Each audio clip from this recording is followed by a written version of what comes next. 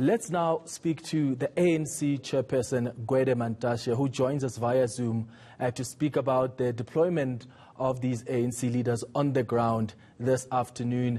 Minister Mantashe, thank you so much for making time. You have been on the ground with other ANC leaders since this morning. What have you observed? My observation is concretizing what I've always said, that targeted is infrastructure that services working people and the poor.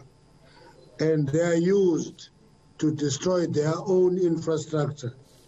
You know, I was in Force and I was explaining to them, you are destroying these malls, you are going to pay 40 rand in a taxi to go and buy bread for 14 rand. Yeah. That does not make sense to me. And therefore, it's important for communities to protect their own infrastructure and their own property. And if that happens, if we succeed in mobilizing that, then everything is on the same side. We're seeing a lot of ANC leaders on the ground, Minister. Why now? Why are you guys only visiting communities now when things are calm? I imagine your presence could have made a big difference had you hit the ground as soon as the chaos started. No, you are asking a wrong question. Let me help you with the correct question. Why are we on the ground? Leave the just now, because just now is when. We are on the ground because it is clear that where people in structures in the communities have taken responsibility, there will be no vandalism. That's why this crisis is limited to 2 provinces, because in other provinces, structures on the ground took responsibility for their own infrastructure. So we're spreading that message. Yeah, but I think my question is not the wrong one, Minister, and here's why. Yes. I'm asking it because I don't know, as ANC leaders, what is it that you are achieving by being on the ground now, besides just watching the trail of destruction and expressing your dismay? No, that's not the intention. We are reinforcing structures on the ground to work harder to arrest the vandalism and looting. And if we achieve that, we'll have done a great deal. Because if this crisis doesn't overlap to other provinces, that in itself is progress. If we actually contain it, say in Gauteng, that will be progress. Then KZN, we go to it having contained it everywhere else except there.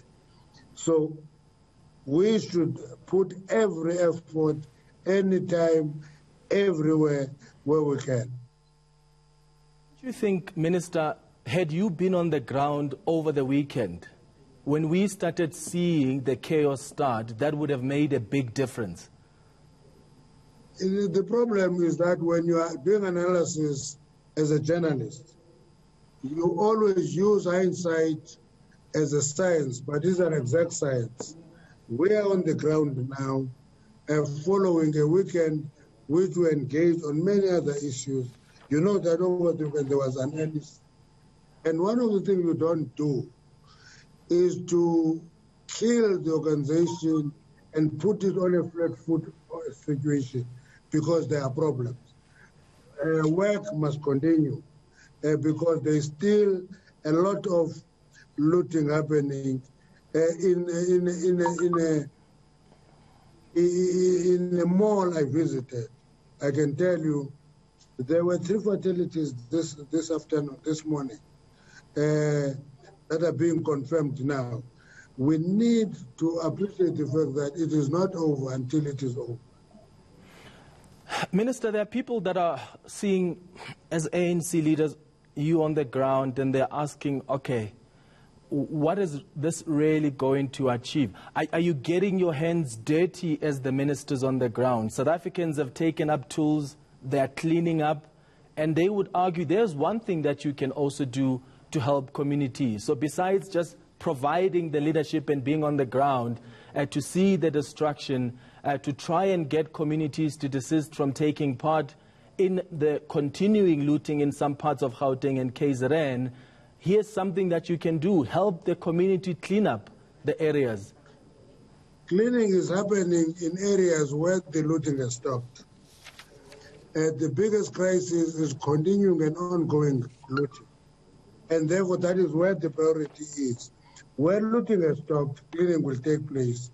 Where looting continues, we should assist in stopping the looting. What are you telling communities? A lot of them are dealing with the realities of joblessness. A lot of them have lost their businesses. They have been destroyed. How do you, as the governing party, not only give them hope, but indicate to them how you are going to help them? Now, the governing party are those people. Many of those people are members of the governing party. It is important for us to explain to them that if you destroy this infrastructure, you are deepening the unemployment crisis, because those people who are employed in this mall are jobless from today. And you are going to see the crisis because you are going to spend a lot of money to access basic needs. That message is important at this point in time for people to appreciate that we are not yet dealing with the consequences of the actions. Those consequences are still coming. That work is important. The minister in the presidency, Khumbudzo Ntshavheni, told my colleague, Slindelo Masikane, this afternoon that there has been some serious failures on the part of government in responding to this crisis. Do you share that sentiment? Because from the security cluster ministers, they seem to be satisfied with how government has responded so far. I'm not sure if you can be satisfied in the middle of a crisis. There should be sickness if you are satisfied in the middle of a crisis. The crisis is not over. We cannot be satisfied because it is ongoing. Are you confident, though? Do you think that the response was sufficient? And how do we fix up the failures that the minister in the presidency is speaking about, the serious failures that government was caught on the wrong foot? Why do you want us to talk in the past tense when the crisis is ongoing? We can't talk of this crisis as was. It is ongoing. We should continue getting there, engaging people so that we actually win the battle of looting. Then we can begin to have a luxury of criticism that there was a shortcoming there and a shortcoming there. What we do now is to say, there's not sufficient deployment in this area. Can we improve the deployment in that area? That is what we should be doing. We're in the middle of a crisis. Assessing failures here and success there is premature. Well, I think assessing failures, the minister, helps you prepare even for the next day, because we don't know if the looting is going to continue tomorrow or next week. So if you know where you came short as government, you are able to fix up those mistakes, so you are better prepared the next time the same situation confronts you. Can you tell you when you want to demoralize your forces? Is to say when they're in the middle of a battle, you say to them, you are failing. It's not done, because you will demoralize the forces that are on the ground, that are trying to do their best. Some of the players are mistakes that they couldn't anticipate. Now you go and tell them that this is a failure, this is a failure. It's not done in the middle of a crisis. Lastly, Minister, after what you've observed on the ground, do you think as the ANC, your deployees in government need to start considering supplementing the force on the ground? For instance, the SANDF members, 2,500 of them. From what you have observed, could we do with more of those soldiers deployed on the ground? We can make suggestions. What you don't want to do is to pretend to be commanding SANDF or SAPS. If you have suggestions, you send them to those ministries. Actually, I met a regional commander of police in Vosloorus.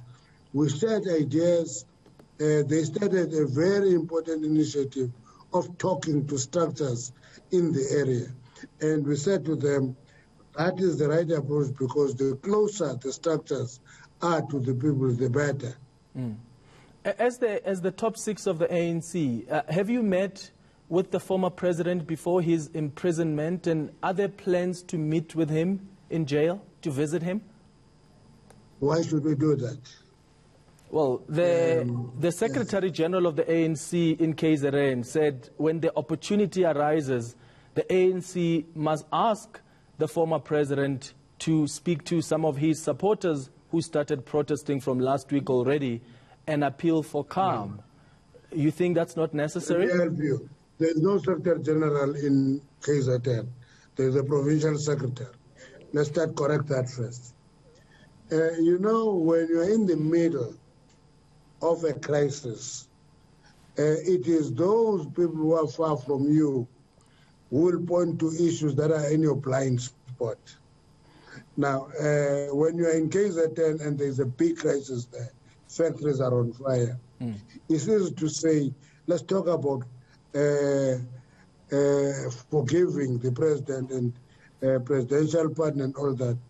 All those discussions are premature. Now we must settle the crisis, bring back stability. Then all those ideas can be looked into. But to throw them in the middle of a crisis, you're basically saying, succumb to the pressure of lawlessness. And it is not the best advice.